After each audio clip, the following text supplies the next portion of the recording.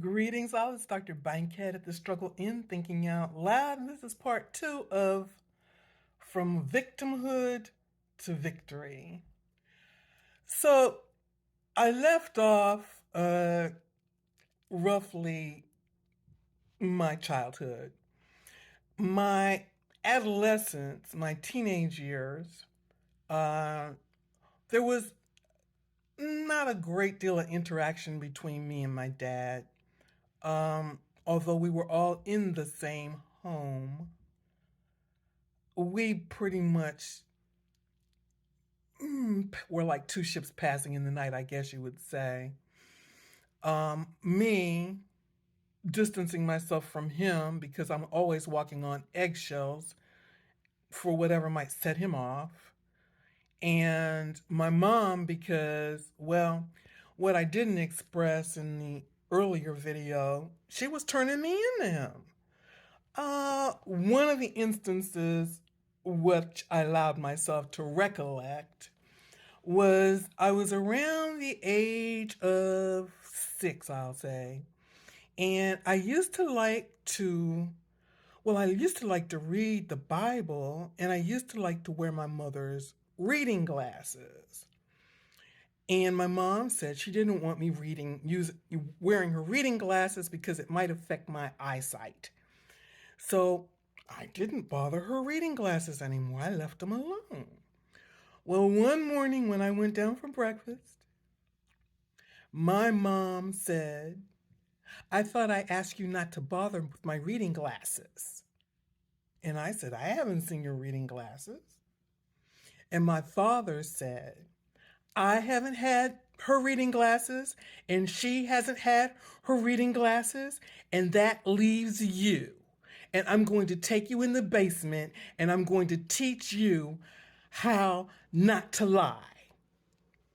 So down into the basement I went, and I got my 100 licks in each hand, and I sucked up all the pain, and I cried myself to sleep, asking God, why was I being abused like this?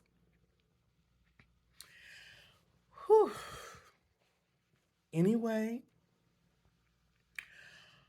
the next day or so, my mother found her glasses on top of the refrigerator. And she said, "Oh, here are my glasses." No one apologized to me. Another instance I recall was the boiled egg incident. My mother was fully aware that I did not like egg white, just as she was fully aware that I did not like cereal. But every morning, it was either cereal or boiled egg. And this one particular morning, I ate the yolk and tossed the egg white. My mother found the egg white in the trash can.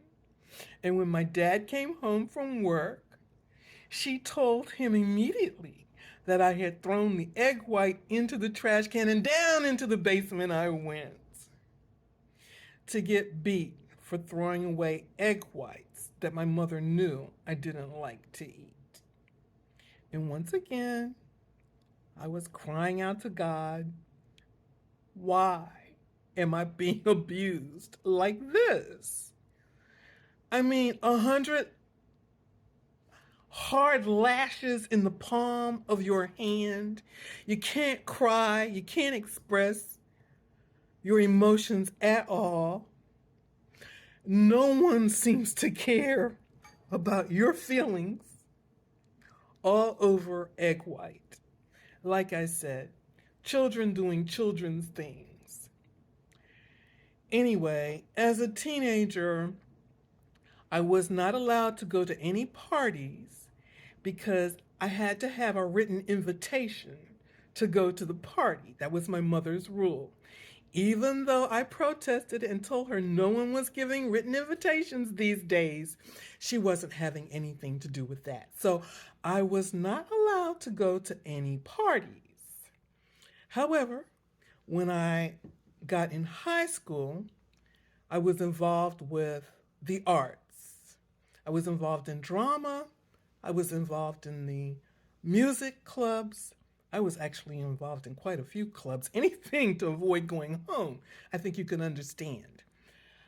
But for a minute, I was allowed to go to cast parties from the high school uh, drama society that I was involved in, and I had a friend that my mother allowed to bring me home until she discovered the fact that it was a go around not having to have that written invitation.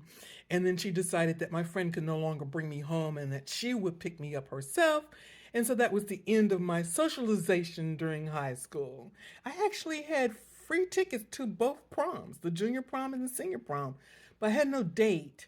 And back in the day, girls weren't taking girls and girls weren't going by themselves. So I didn't get to go to the prom because my mother said she didn't think I needed to go. It wasn't important. And she wasn't about to talk to any of the mothers of sons to see if one of them might want to take me. So I was not able to go to the prom. But I was intent on going to college because I had been taught all my life that going to college was the key to being successful in life. And so I held that as a goal. Anyway, this is Dr. Bankhead at the Struggle Inn. Catch me in the next video. I am grateful for I am fully great. Thank you.